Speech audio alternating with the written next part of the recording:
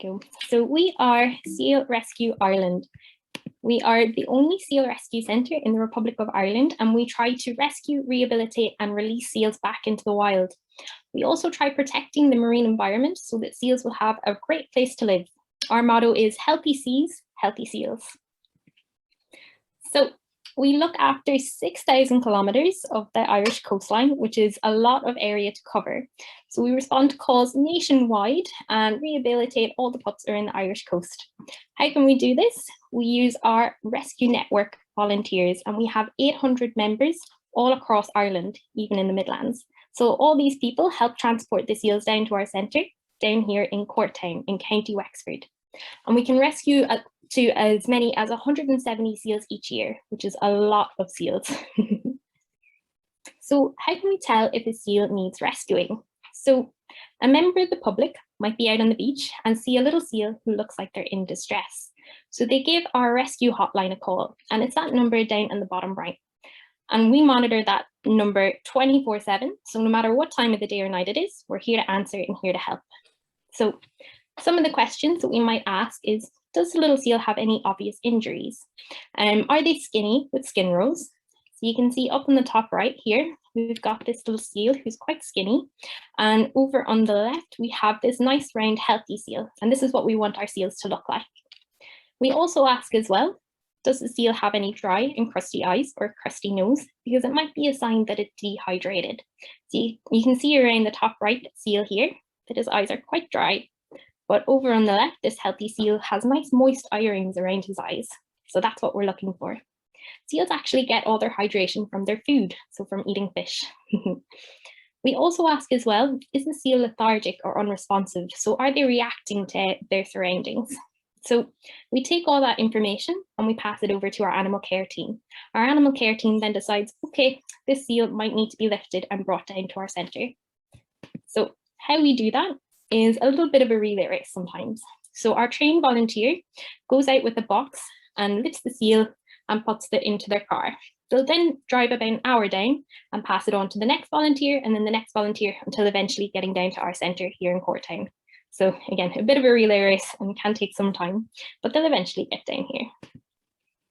So what type of seals do we rescue? Well, there's two native species in Ireland. We have grey seals and common seals.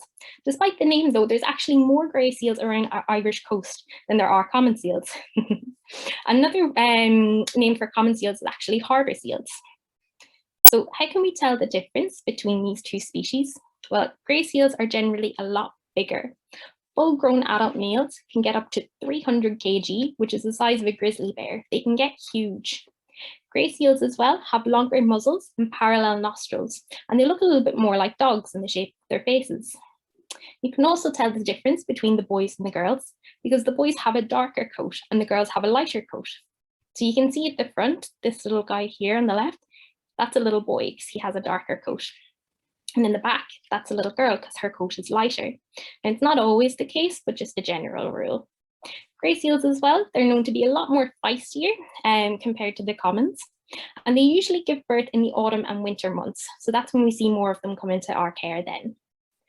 Common seals are a lot smaller than greys. They can get up to 130 kg, which is about half the size of a grey seal when fully grown, but they're still quite big. They also have shorter muzzles and V-shaped nostrils, and they look a little bit more like cats. Their genders appear quite similar, so unless we do an actual exam, it's hard to tell if it's a boy or a girl.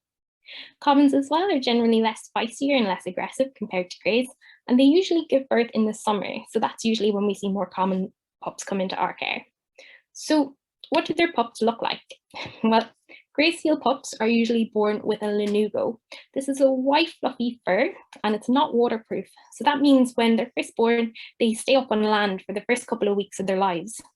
Their mum comes out into the ocean and hunts for fish, and then she comes back up onto land to nurse them.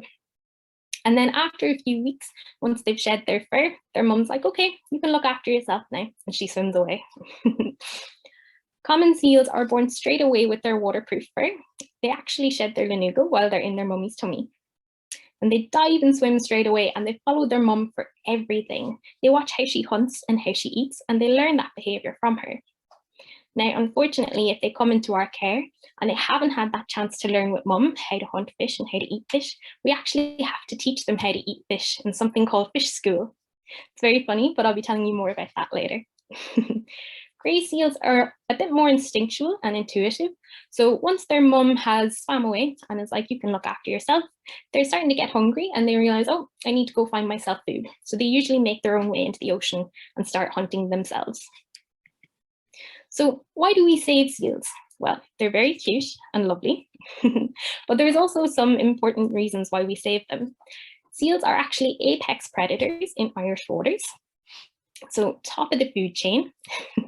And you can see there, they have quite sharp teeth that are hooked backwards that helps them hunt and catch fish. And while they're catching fish, they usually catch the sickest and the weakest fish first. And that helps make sure that the gene pools are quite strong in fish when they're breeding. Another reason that we protect them is they're actually a keystone species.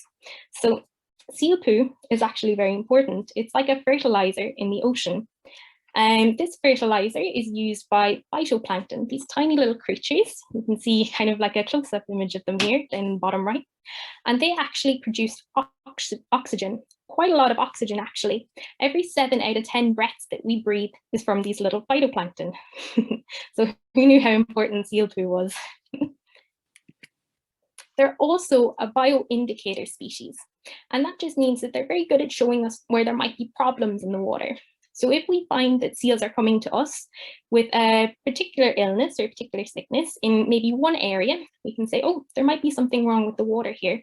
And we're able to flag that with the appropriate people, and they can go out and maybe do something about it. And in turn, that protects the marine environment in that area. So they're really important. But why do they end up coming into our care?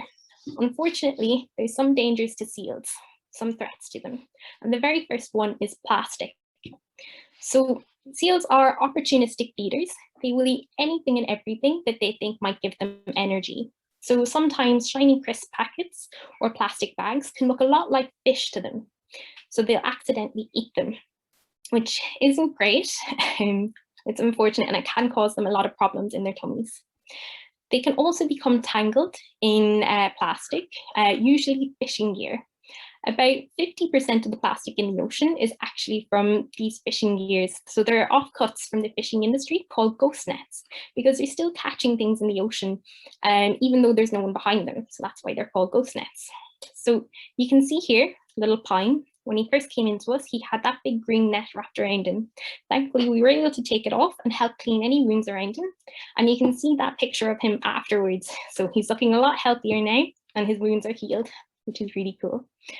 So what can we do to prevent this from happening in future? Well, we can try and turn away from single-use plastics. So instead of using plastic bags, using tote bags, bringing a reusable water bottle, and just trying to stay away from plastic as much as we can. Also making sure that we recycle any plastic that we do use and making sure that we can actually recycle it. Some soft plastics aren't recyclable. So one thing that we do here is we make eco bricks. So you can see down in the bottom right there, there's the 2-liter bottles of Coke. And what you can do is stuff the soft plastics down there. We use a wooden spoon and it makes a very sturdy brick. And what we did was we glued some together and made some tables and chairs. Really fun project. We never throw away rubbish on the beach. And if you are on the beach, take the last 2 minutes just to pick up any little pieces that you see. Or if you see any big pieces, you can always get your parents to call the county council and they'll be able to come and take it away. Then the next threat to seal, or the dangers to seals, is water pollution. So seals living in polluted waters, it can weaken their immune systems. So it makes it easier and more likely for them to get sick. So some illnesses that seals might get is seal pox. So you can see over on the right, we've got this little seal who has seal pox. So it's kind of like chicken pox, if anyone's ever had chicken pox. And you can see the not very comfortable lumps and bumps on the seals. So very similar to chicken pox in us. Seals can also get worms. These are parasites. So you can see some worms here from this little seal. We've got lungworm and tapeworm. And again, when they're living in polluted waters, it means that the worms can breed. So there might be more worms in them than if they were living in kind of clearer waters. What pollutes waters? Chemical runoff from farmlands. So any pesticides, herbicides, anything like that that's sprayed down on farmlands. What happens when it rains? Those chemicals get washed down into rivers or into the ocean. There's also industrial waste and raw sewage that's emptied straight out to the ocean. And as well, anything that we put down our drains. So any chemicals that go down the sink or down the toilet, that all ends up in the ocean. So what can we do to prevent this from happening? Well, we think about what we flush. So just make sure that there's only the 3 P's going down the toilet, which is pee, poo, and paper, and that's it. Trying to shop organic, so not using or shopping organic and staying away from pesticides. And one thing that we do here as well is we actually plant trees. So you can plant trees around the rivers or around the kind of like coastline here. And the tree roots act like a natural filtration system. So there's no harsh chemicals that then run off. And this is called a riparian buffer, which is really cool. So the next threat to seals is climate change. With climate change, we've been seeing more severe and more frequent weather events. So you can see here, when the big storms come in, they cause these big waves to happen. And these big waves, they can separate the pups from their mums, and they can throw them onto shore, into rocks, or onto boats, and injure them. As well, it's very hard for these seal pups to navigate these currents. So you can see here, we've got Vega and Egg.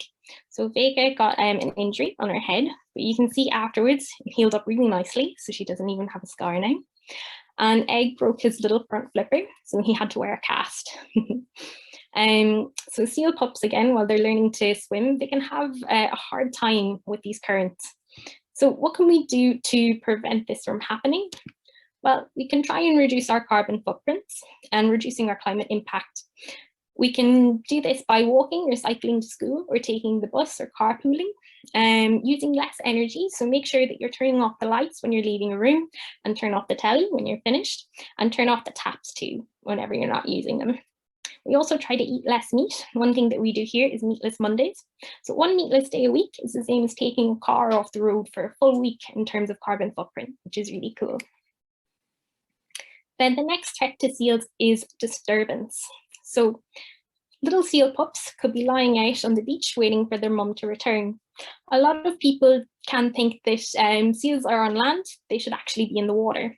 But seals actually spend about 70% of their lives on land. So if they're up on land, it's usually for a reason. They like to lie up there and rest and regain their energy, because when they're swimming in the water, hunting for their fish, it's kind of like us being on a treadmill the whole time. You're using a lot of energy. So when they're lying on land, it is for rest. So we also say as well that dogs off the lead, they can scare seals or even injure them accidentally if they get too close or if they try to bite each other. So what can we do to prevent this from happening? Well, it's raising awareness about it. So you guys are now aware, and hopefully you're able to let everyone you know that we should try and stay at least 100 meters away from seals if you see them in the wild. As well, if you are concerned, just give ourselves a call. Again, our rescue phone's monitored 24/7. So no matter what time of the day or night, we'll always be here to answer and here to help. And our number can be found online as well. We say as well, always keep your dogs on a lead, especially on the beach. And dogs and seals are actually genetic cousins. So if they were to get too close to each other or bite each other, they might actually pass on sicknesses between each other. And we always say as well, never try to touch a seal or feed it or cover it with a towel. Never try to put it back in the water. If it is on land, that's where it wants to be. So what happens next? These were all the reasons why we rescue seals. So the next R is rehabilitate. So how do we rehabilitate seals at our hospital? When the seal first comes into us, we put them in our ICU. That's our intensive care unit. And you can see here we have these tubs. So we're able to put the seals in there individually, and we can get into the tub as well and check them over to see if they might have any wounds or illnesses. We can also take their temperature here as well. And we monitor them very closely and give them any medications that they might need. So if they did come in with worms, we have deworming tablets and that kind of thing.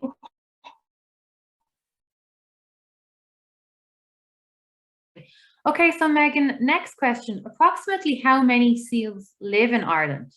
So we know that there are 2 different species, the harbour seal and the common seal.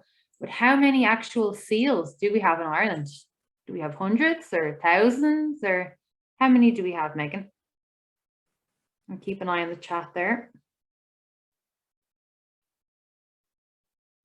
About 4,000 common seals and about 10,000 grey seals. Wow. That's a massive number, yeah. Huge number.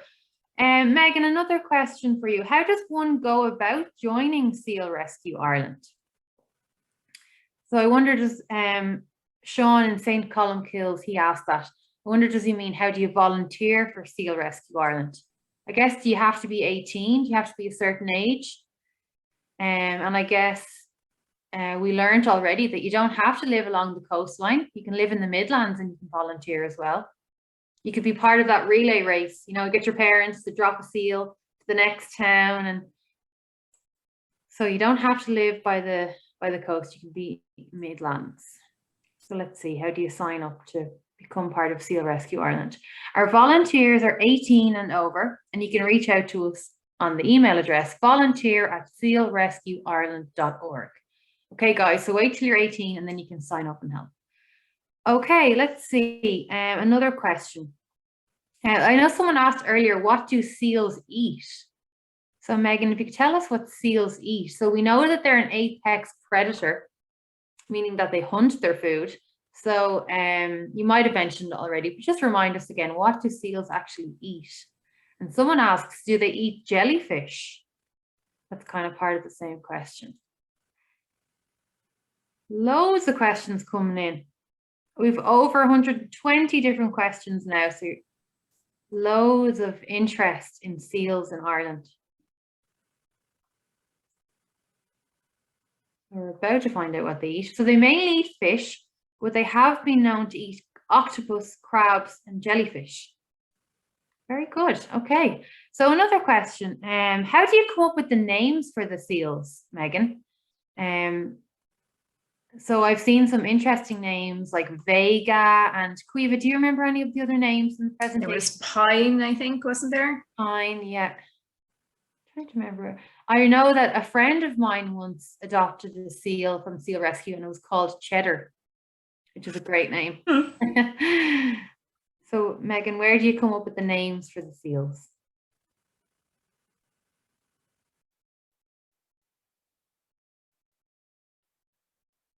So each year we have a new naming theme. This year is endangered species. So all the seals we currently have are named after animals who are endangered. Very interesting. Yeah. It's a good way to raise awareness as well. Exactly, yeah.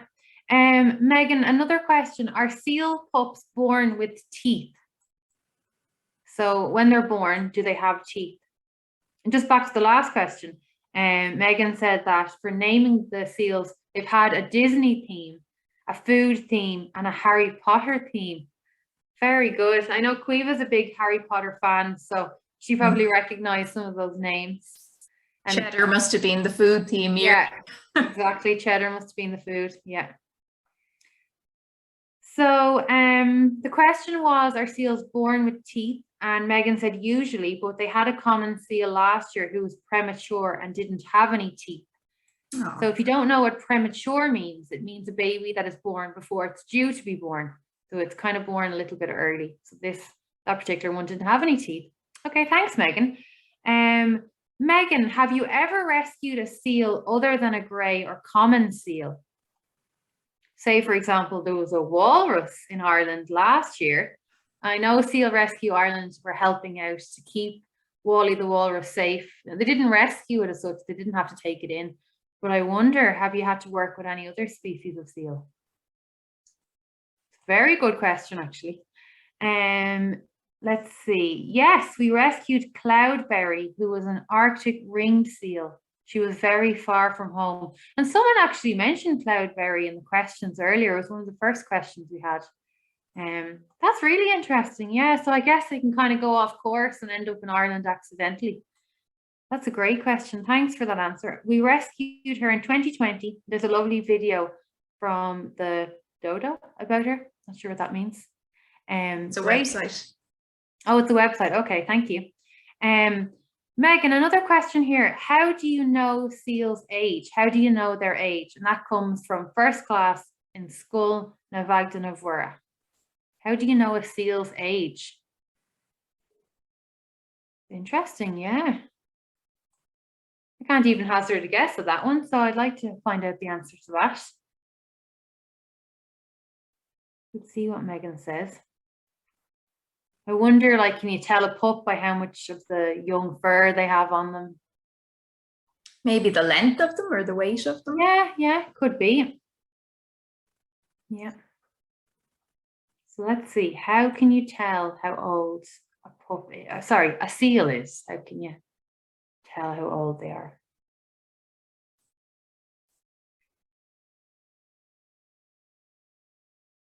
Okay, Megan says their age can be difficult to tell when they're pups, as their size is more dependent on how much they've been eating. But when they're older, the length is a bit better to tell if they're an adult. Okay, so that's very interesting. So harder to tell their age when they're young, but a bit easier when they're older. This is a very interesting question, Megan. How deep do seals dive to? So are they deep divers? Do they go down to the deep sea? Or did they kind of stay on the upper layers, the sunlight layer of the sea? I guess it all depends on why would they want to go down to the deep sea? Is there something to eat down there? Are they good at holding their breath? That kind of thing. So the longer you can hold your breath, the deeper you're able to dive. That question came in from Mark O'Hara. We're getting loads of great questions. I'm learning lots of new stuff. Yeah.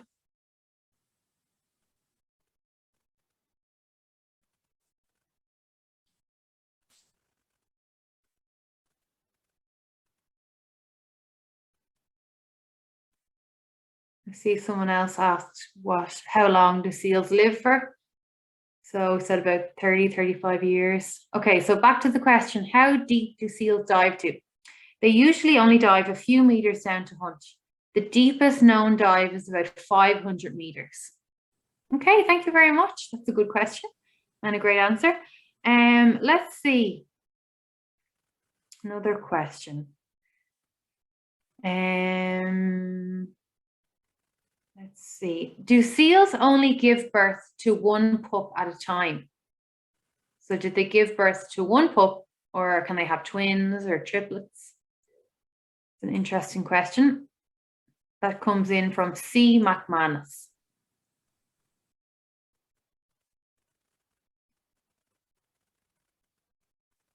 Yes, they only give birth to one pup a year, and the mum is pregnant for 11 months. Okay, very interesting. Here's a fun question. Do you celebrate the seals' birthdays in the centre? You have a little party for them. That comes in from Emily Sheehy. I guess you wouldn't really know when the seals' birthdays are, would you? Because if you're rescuing them, or maybe you set a their date. rescue day, maybe. Yeah, maybe you celebrate their rescue date. Yeah, that would be nice.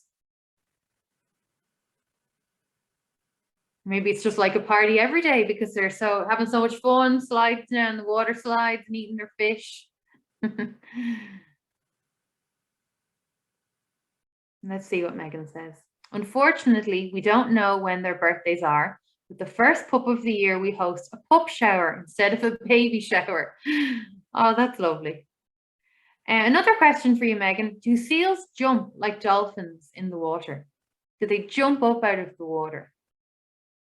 That's a really good question. And that comes in from 5th class. Now, I don't know what school you're in, 5th class, but thanks for that question. Do seals jump like dolphins in the water?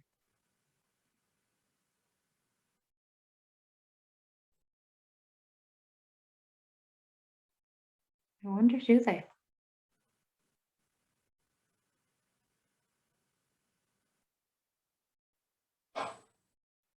Okay, Megan says they can pop their heads up. They wouldn't be able to leap out of the water.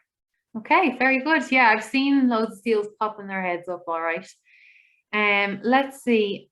Mrs. Walsh, room 16, asked, at what age do you release the seals? So do you release the seals at a certain age, or is it more to do with their health? You could tell us, Megan.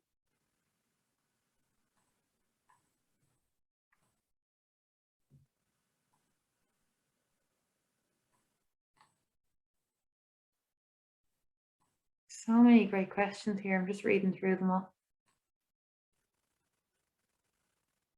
Okay, seals we usually release them when they're at full health and have reached about 30 to 35 kilos. Okay, yeah, so you want them at their absolute optimal health before they go back out to the wild. And then hopefully you never want to see them again because you want them happy and healthy out in the sea. Great, okay, let's see. Do pups ever fight in the center? That's a good question. So Peter in Rathkenny asked, do pups ever fight in the center? And Quiva, there's a question for us that came in that we can answer while we're waiting. So first class in Slane want to know, what would you name a seal if you were given the job under the theme of food? Under the theme of food? Well, I think I know what Quiva should call it. Quiva loves to drink cups of tea. So I think Quiva should call her seal tea or something like that. Tea leaves. I don't know what I'd call one. What would you go with, Chloe? I think I'd call mine chocolate chip. Chocolate chip. Yeah, because chocolate is my favorite food. Have a think for a second, Quiva. I'm going to go back to Megan's answer here. So the question was, do pups fight when they're in the center? And Megan said that they can have spats like puppy dogs, but they don't have any big fights. Okay. I guess like you guys at home with your siblings, you might have a little argument with your brother or sister here or there, but nothing too serious. Okay, we probably have time for one more question before we go. Here's an interesting one. Megan, how long can pups stay underwater for? Mrs. Golding asked that question. How long can they hold their breath, I guess, and how long can they stay underwater for? And Quiva, someone's typed in there, sea lion. I'm very clever now. I'm Barry's person myself, but yeah, very good. I think I'd call my seal marshmallow because they're kind of white and floppy. Oh, that's nice. Okay, chocolate chip and marshmallow. Megan, that's inspiration for two seals that come in. Okay, so the last question I asked was, oh, I do, thank you, Rob. The last question we asked was, how long can seals stay underwater for? And let's see what Megan says about that. About 15 minutes underwater, and they can nap underwater. Isn't that mad? So they can actually go sleep underwater, and they can hold their breath for 15 minutes. That's fascinating. I saw a question there, Chloe, that I thought was quite interesting. Okay. Are there any other sea creatures that are a danger to seals? A very good question. I think we had that one already. So I guess, are there any animals out there that eat seals or hunt them?